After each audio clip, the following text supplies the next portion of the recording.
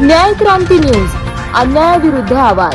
महाराष्ट्रात सध्या अन्न आणि औषध प्रशासनाच्या धडक कारवायांमुळे राज्यभर खळबळ उडाली आहे. अन्न आणि औषध प्रशासनाचे आयुक्त तुकाराम मुंढे यांच्या नेतृत्वाखाली भेसळयुक्त अन्नपदार्थ, बनावट दुग्धजन्य पदार्थ, निकृष्ट खाद्यतेल आणि अवैध गुटखा विक्री विरोधात मोठी मोहीम राबवली जात आहे. या कारवाईनंतर अनेक व्यावसायिकांमध्ये चिंता निर्माण झाली असून नागरिकांकडून या मोहिमेचे स्वागत केले जात आहे. महाराष्ट्रातील विविध भागांमध्ये अन्न आणि औषध प्रशासनाने अलीकडच्या काळात धडक कारवाई सुरू केल्या आहेत. भेसळयुक्त पनीर, बनावट दुग्धजन्य पदार्थ, निकृष्ट दर्जाचे खाद्यतेल, नियमबाह्य अन्न पदार्थ आणि अवैध गुटखा विक्रीवर मोठ्या प्रमाणावर कारवाई करण्यात येत आहे.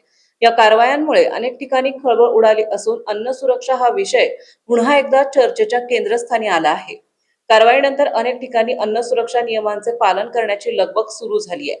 काही व्यावसायिकांनी आपल्या उत्पादनाची तपासणी सुरू केली आहे, तर काही ठिकाणी परवान्यांपासून स्वच्छतेपर्यंतच्या बाबींवर नव्याने लक्ष दिले जात आहे. यावरून एक गोष्ट स्पष्ट होते की प्रशासन इच्छाशक्तीने काम करू लागले तर कायद्याची अंमलबजावणी प्रभावीपणे होऊ शकते.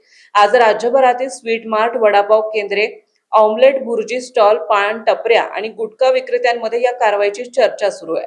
मात्र या ठिकाणी एक गोष्ट स्पष्ट करणे ही महत्त्वाचे आहे. जे व्यावसायिक वर्षानुवर्षे नियमांचे पालन करून, स्वच्छता राखून आणि दर्जेदार अन्न पदार्थ विकून प्रामाणिकपणे व्यवसाय करत आहेत, त्यांना या कारवाईची कोणतीही भीती नाही. उलट अशा व्यापाऱ्यांकडून या मोहिमेचे स्वागतच केले जात आहे. कारण भेसळयुक्त माल विकणारे, बनावट उत्पादन बाजारात आणणारे आणि नियमांचे उल्लंघन करणारे काही लोक संपूर्ण व्यवसाय क्षेत्राची प्रतिमा खराब करतात. त्यामुळे कायद्याची समान अंमलबजावणी झाल्यास सर्वाधिक फायदा प्रामाणिक व्यापाऱ्यांनाच होणार आहे, असे मत अनेकांकडून व्यक्त होत आहे. मात्र या संपूर्ण प्रकरणातून आणखी एक मोठा प्रश्न पुढे येत आहे. जर एका विभागात एवढ्या मोठ्या प्रमाणावर कारवाई होऊ शकते, तर इतर विभागामध्येही अशीच कार्यक्षमता का दिसत नाही?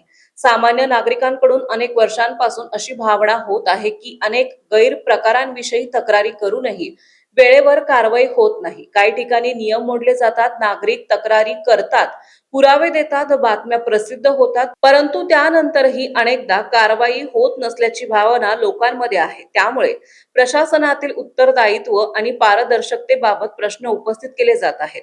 अर्थात सर्व अधिकारी, सर्व कर्मचारी यांना एकाच मापाने मोजणे योग्य ठरणार नाही. आजही अनेक अधिकारी आणि कर्मचारी प्रामाणिकपणे काम करत आहेत. मात्र काही ठिकाणी गैरप्रकार, वेळेत कारवाई होत नसल्याने संपूर्ण यंत्रणेवर प्रश्नचिन्ह निर्माण होत आहे.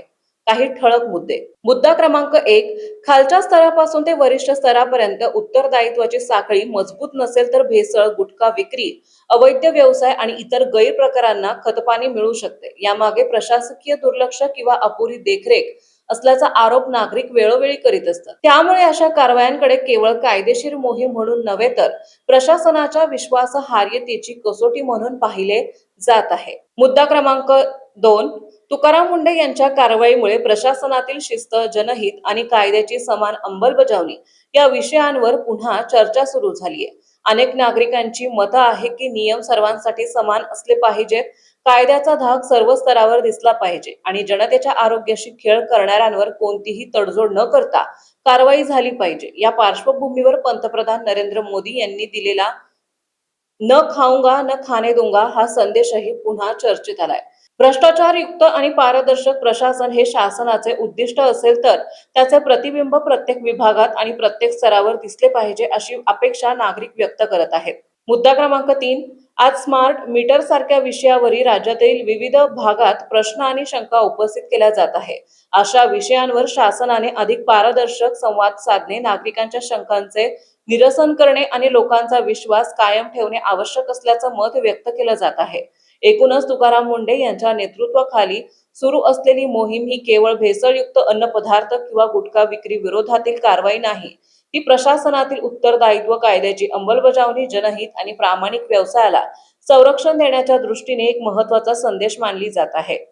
मुद्दा क्रमांक 4, या कारवाईचा उद्देश व्यवसाय बंद करणे नसून जनतेच्या आरोग्याशी खेळ करणाऱ्या आणि नियम मोडणाऱ्या प्रवृत्तींना आळा घालणे हा आहे. त्यामुळे प्रामाणिकपणे व्यवसाय करणाऱ्या व्यापाऱ्यांनी घाबरण्याचे कारण नसून नियमांचे पालन करण्यासाठी ही मोहीम एक सकारात्मक पाऊल मानली जात आहे. आता प्रश्न एवढाच आहे की ही मोहीम एका विभागापुरती मर्यादित राहणार की तिचा प्रभाव संपूर्ण प्रशासकीय यंत्रणेवर पडणार आणि पंतप्रधानांच्या न खाऊंगा न खाने दूंगा या संदेशाची प्रतिबिंब प्रत्येक कार्यालयात, प्रत्येक विभागात आणि प्रत्येक निर्णयात दिसणार का, याकडे आता संपूर्ण महाराष्ट्राचं लक्ष लागलंय. आपल्या परिसरातील बातम्या पाहण्यासाठी चॅनलला सबस्क्राईब करा, व्हिडिओला लाईक करा आणि बेल आयकॉन दाबायला विसरू नका.